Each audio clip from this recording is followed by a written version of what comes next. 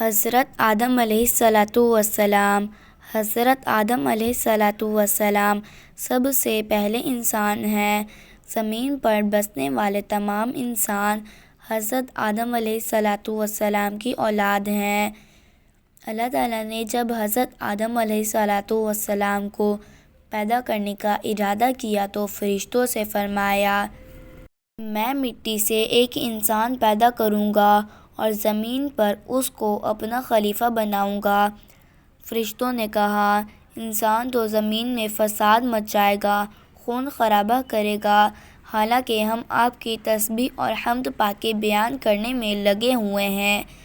اللہ تعالیٰ نے فرمایا، جو میں جانتا ہوں وہ تم نہیں جانتے۔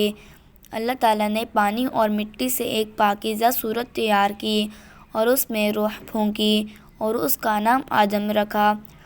اللہ تعالیٰ نے حضرت آدم علیہ السلام کو کائنات میں پائی جانے والی چیزوں کے نام، ان کی خاصیتیں اور انسان کو پیش آنے والی مختلف کیفیات جیسے بھوک، پیاس، صحت اور بیماری وغیرہ کا علم عطا کیا۔ اے روزے دار، تیرے صبر کی کوئی مثال نہیں۔ اے مسلمان، لبوں پہ تیرے پیاس کی شدت اور ہاتھوں میں وضو کا پانی ہے۔